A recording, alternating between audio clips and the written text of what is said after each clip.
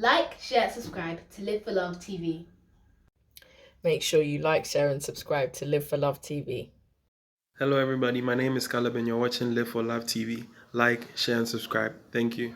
Welcome back to Live for Love TV. Today's the 18th day of the 9th month of the 23rd year inside the 21st century. Hope everyone's doing extremely well out there. You're going to hear some background sounds. As you know, as I spoke, immediately the dog in the background started barking. You're going to hear bikes going past. You're going to hear a whole heap of different sounds. That dog is not actually barking at me, by the way, so don't be worried. It's just somebody passing by. Anyway, it's been a little while since I put out a video. And sometimes people will wonder why there's such a big gap between some of my videos. And some of you, thinking probably the normal way that people do, will probably think, oh, well, maybe he didn't have anything to say. But I'm going to tell you that it's actually the opposite to what you think. Most of the time you don't see me put out videos is because I've actually got too much to say. I'll say that again. Most of the times I don't put out videos is because I've got too much to say. And I think this is an error of most of us on social media. We have so much to say and we just can't wait to put it out there. And that's not the time, I believe, if people are trying to deal with consciousness or wisdom or sensibility, should put videos out. Don't put videos out when you've got too much to say, when you've got a whole heap of information, got a whole heap of stuff, because it's just noise. It's just more noise. And the whole internet is full of noisy people with all stuff to say. And everybody believes that they can put the world right and they can get you and me right, and they can tell us what we should be thinking and this and that. And this is what you're getting on the internet, especially on YouTube all the time. People come into this world, they may be 20 by now, 30, 40, 50, and for some reason, they seem to think they as a single individual know what's wrong with the world that which we all live. And there's, 7.5 billion of us. But somebody on the internet will talk as if they know what's wrong with the world. They can give you a lot of intellectual claptrap, university claptrap, book claptrap. I don't care I call it claptrap. But there is nobody that can tell you what's wrong with the world. There's nobody can tell you that. That in itself is for anybody going looking for somebody to help them tell them what's wrong with the world, then you're barking up the wrong tree, because anybody who even thinks like that is the person who has the problem. There's something wrong with them. I certainly don't think I or anybody I've ever spoken to that I respect would ever come up and with a consciousness to say they know what's wrong with the world. If there is something wrong with the world, that's another point. If there is something wrong with it, we can all find things that we don't like or things that are happening that we don't appreciate or we'd rather not happening. But there's also things that are happening, good things that are happening. There's also things of, that you can look at and say, well, this is good about the world. That's good about the world. This is good. That's good. So it really is where you put your focus anyway. So I'm just saying this because I don't like having too much to say.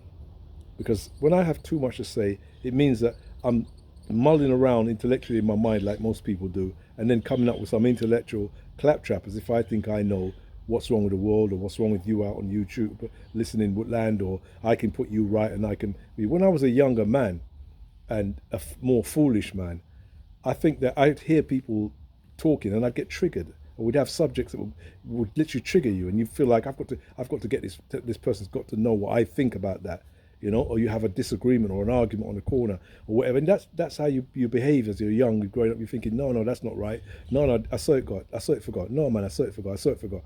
And this is what you do. And this is because there's something wrong with you at that point, just like there would have been something wrong with me at that point. As you get older, you realize that when you hear people saying things that you disagree with or that you think is completely wrong, you actually walk the other way. So if I'm on a corner and people are saying things that I disagree with, I think completely wrong, I walk the other way. I cross the road. I don't stand there trying to put them right.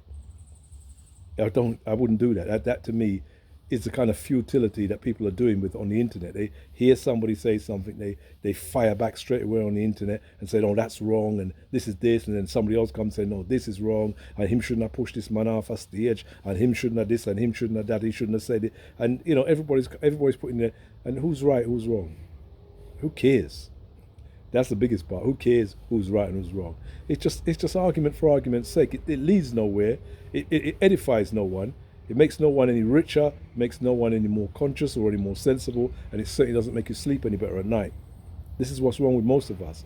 We don't realize that the only person we can put right is ourselves. We can't put the world right. The world is as we came in and saw it. And most of us will come up with silly stuff like, oh, 20, 30 years ago, the world was better than it is today.